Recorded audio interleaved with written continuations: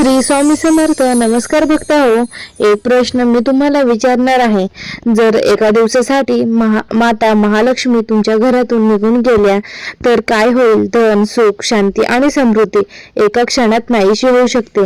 याची तुम्ही कल्पना केली आहे का? पण आश्चर्याची गोष्ट म्हणजे एक वेळ अशी आली होती की स्वतः माता महालक्ष्मींनी वैकुंठ धाम सोडले होते. त्या भगवान श्री नारायणापासून दूर का गेल्या? त्यांच्या जाण्याने संपूर्ण सृष्टीवर कोणते संकट आले आणि भगवान श्री नारायणांनी आपल्या प्रिय लक्ष्मीला परत आणण्यासाठी कोणते अद्भुत प्रवास केला? आज आपण ऐकणार आहोत श्री महालक्ष्मी नारायणाची अशी दिव्य आणि रहस्यमय कथा, जी केवळ मनाला स्पर्श करत नाही तर आपल्या जीवनातील एक अमूल्य संदेश देते. त्यामुळे ही कथा शेवटपर्यंत नक्की ऐका, कारण शेवटी तुम्हाला असा आध्यात्मिक संदेश मिळेल जो तुमच्या जीवनात सुख, शांती आणि समृद्धीचे नवे दार उघडतो. चला तर मग श्री लक्ष्मी नारायणाचे स्मरण करूया. या दिव्य कथेची सुरुवात करूया. जय लक्ष्मी नारायण. चला तर मग श्री लक्ष्मी नारायणाचे स्मरण करूया. सृष्टीच्या आरंभापासून भगवान श्री नारायण हे संपूर्ण विश्वाचे पालन करते मानले गेले आहेत. जेव्हा जेव्हा पृथ्वीवर अधर्म वाढतो तेव्हा ते विविध रूपे धारण करून धर्माचे रक्षण करतात. यांच्या वक्षस्थळावर सदैव विराजमान असतात. जगतमाता महालक्ष्मी धन, वैभव, सौभाग्य आणि समृद्धीची अधिष्ठात्री देवी. भगवान आणि माता लक्ष्मी यांचे नाते केवळ पती पत्नीचे नाही तर धर्म आणि समृद्धीचे आहे. जिथे धर्म असतो तिथे लक्ष्मी स्थिर राहते. वैकुंठ धाम जिथे दुःखाला स्थान नाही, चिंता नाही, भय नाही. सर्वत्र दिव्य प्रकाश, सुवर्णमय महाल, सुगंधी फुलांचे उद्यान, मंद वारा आणि नारायण नारायण असा अखंड नामघोष. शेषनागांच्या दिव्य शयेवर भगवान श्री नारायण विराजमान होते तर माता महालक्ष्मी प्रमाणे त्यांच्या चरणासाठी सेवा करत होत्या. देव, ऋषी, गंधर्व आणि सिद्ध यांचे दर्शनासाठी सतत आगमन होत असे. परंतु काळाच्या प्रवाहात एक दिवस असा उगवला ज्याने संपूर्ण सृष्टीचे भविष्य बदलून टाकले. देवतांची चर्चा सुरू झाली होती. त्रिमूर्तींमध्ये सर्वश्रेष्ठ कोण? हा वाद मिटवण्यासाठी महर्षी भृगु ऋषी यांना परीक्षा घेण्याची जबाबदारी देण्यात आली. महर्षी अनेक लोकांमध्ये भ्रमण करत शेवटी वैकुंठात पोहोचले. त्यावेळी भगवान श्री नारायण योगनिद्रेत विसावले होते. माता महालक्ष्मी त्यांच्या चरणावर प्रेमाने हात फिरवत होत्या. क्षणभर थांबण्याऐवजी भृगु ऋषींनी भगवानांच्या छातीवर आपल्या पायाने प्रहार केला. संपूर्ण वैकुंठात एकदम शांतता पसरली. देवगण भयभीत झाले. माता महालक्ष्मींच्या डोळ्यात संताप दाटून आला. पण भगवान श्री नारायण हळूच उठले. त्यांनी महर्षीचा पाय आपल्या हातात घेतला आणि प्रेमाने म्हणाले, ऋषीवर, माझ्या कठीण छातीमुळे तुमच्या चरणांना वेदना तर झाल्या नाही ना? मला क्षमा करा. इतकी नम्रता पाहून भृगु ऋषींचे डोळे भरून आले. त्यांनी भगवानांसमोर मस्तक झुकवले. त्यांना समजले की खरा महान तो जो अपमानात ही शांत राहतो. परंतु माता महालक्ष्मींच्या छातीवरचे त्यांचे स्थान दिव्यस्थान होते. त्या म्हणाल्या, प्रभू, तुमची क्षमा महान आहे, पण तुमचा अपमान मी सहन करू शकत नाही. ज्या स्थानाचा अपमान झाला त्या ठिकाणी मी आता राहू शकत नाही. भगवानांनी त्यांना समजावण्याचा प्रयत्न केला. त्यांनी सांगितले, क्षमेमध्ये माझे सामर्थ्य आहे. परंतु माता लक्ष्मींचा निर्णय अढळ होता.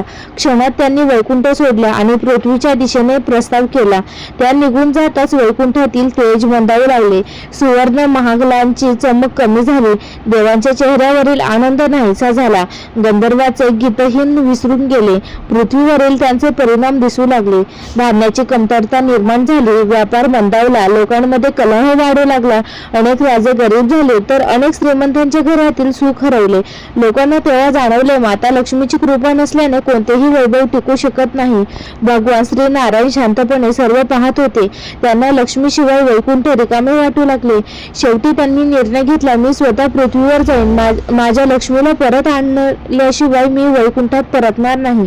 हे ऐकताच देवगणाच्या डोळ्यात आशेचा किरण दिसू लागला. भगवानांनी राजवैभवाचा त्याग केला. साधे वस्त्र धारण केले. अनेक सामान्य तपस्व्याच्या रूपात पृथ्वीवर अवतर केले. त्यांच्या या दिव्य प्रवासाने एक अशी कथा सुरू झाली जी पुढे लाखो भक्तांचे श्रद्धेचा आधार बनली. भगवान श्रीनारायणांचा पृथ्वीवरील प्रवास, माता लक्ष्मीचे वास्तव्य, त्यांची परीक्षा आणि शेवटचा अद्भुत पुनर्मिलाप. भगवान श्रीनारायण पृथ्वीवर अवतरले. त्यांनी कोणत्याही राजाचे किंवा देवाचे रूप धारण केले नाही. साधे वस्त्र, कपाळावर तेजस्वी तिलक, हातात कमंडलू आणि ओठांवर नारायण नारायण असा अखंड जप. त्यांना पाहून कोणीही ओळखू शकत नव्हते की हे साक्षात जगाचे पालनकर्ते आहेत. ते गावोगावी फिरू लागले. प्रत्येकाला एकच प्रश्न विचारत होते, या भूमीवर तेजस्वी रूप असलेली, कमळासारखे डोळे असलेली एक दिव्य स्त्री तुम्ही पाहिली आहे का?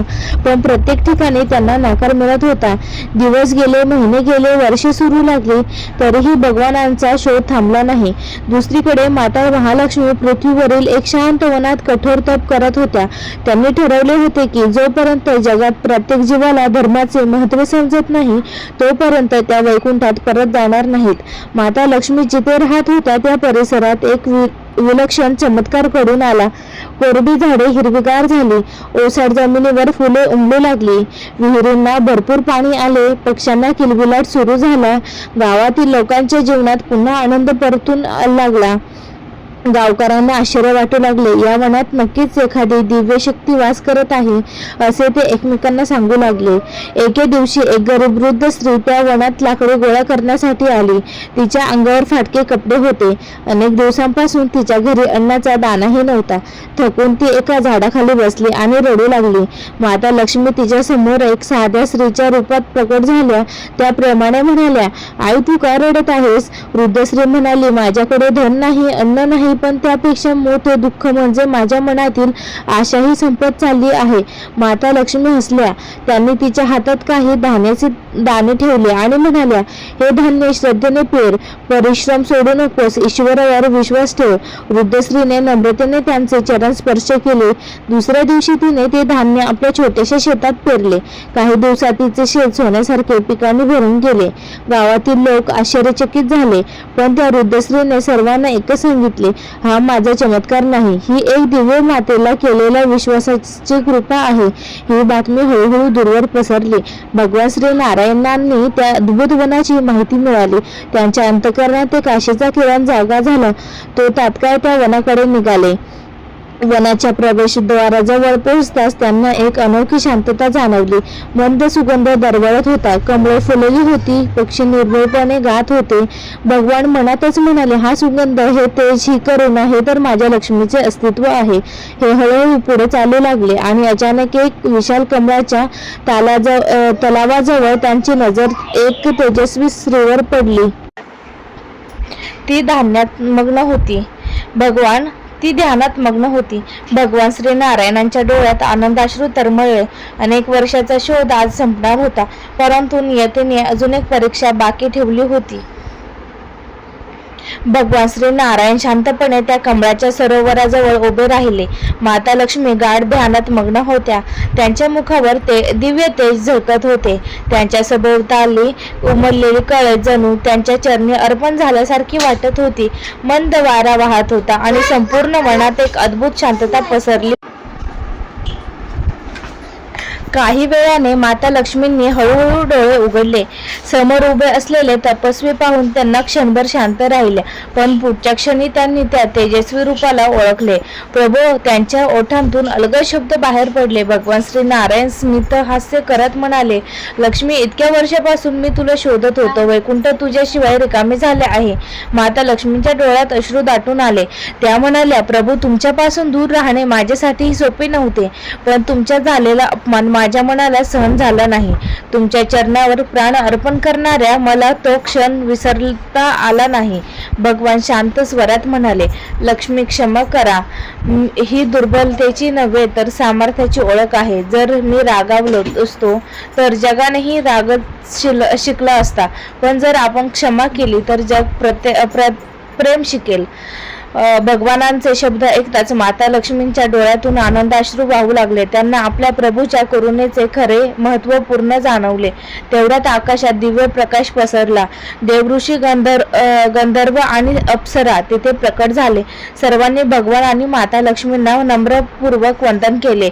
देवराज म्हणाले, प्रभू, तुमच्या वियोगामुळे तीनही लोकांनी संतुलन ढासळले आहे. कृपा करून वैकुंठात परत चला. माता लक्ष्मींनी पृथ्वीकडे प्रेमाने पाहिले. त्या म्हणाल्या, या पृथ्वीवर मी एक गोष्ट अनुभवली. ज्या घरात सत्य, श्रम, दान, अतिथीचा सन्मान आणि ईश्वर भक्ती असते तिथे मी कोणत्याही पूजेविना स्वतःहून जाते. पण जिथे अहंकार, लोभ, असत्य आणि अन्याय असतो तिथून मी हळूहळू निघून जाते. भगवान श्री नारायण पुढे म्हणाले, हे मानवांनो, लक्षात ठेवा, फक्त धन मिळणे म्हणजे लक्ष्मीची कृपा नव्हे. धर्माने कमावलेले धन, गरजूंना दिलेले दान, आई वडिलांचा सन्मान आणि ईश्वरावरील श्रद्धा यामुळे लक्ष्मी कायम तुमच्या घरी राहते. हे ऐकून सर्व देवतांनी जय लक्ष्मी नारायण असा जयघोष केला. क्षणात सुवर्णमय दिव्य विमान प्रकट झाले. भगवान श्री नारायण आणि माता लक्ष्मी त्याहून आरूढ झाले. त्यांच्या प्रस्थानाने संपूर्ण आकाश फुलांच्या वर्षावाने भरून गेले. ते वैकुंठात परताच पुन्हा संपूर्ण सृष्टी तेजाने उजळून निघाली. देवतांचे वैभव परत आले. पृथ्वीवर भरघोस पिके आली. नद्या जलाने परिपूर्ण झाल्या. लोकांच्या घरात सुख, शांती आणि समाधान नांदू लागले. तेव्हापासून आजपर्यंत अशी श्रद्धा आहे की जे भक्त मनापासून श्री लक्ष्मी नारायणाचे स्मरण करतात, प्रामाणिकपणे कष्ट करतात, धर्माचे पालन करतात आणि इतरांच्या दुःखात सहभागी होतात, त्यांच्या घरावर भगवान श्री नारायण आणि माता लक्ष्मी यांची कृपा सदैव राहते. म्हणून प्रत्येक भक्ताने हे कधीही विसरू नये. लक्ष्मी आपल्या घरी आणण्याचा मार्ग केवळ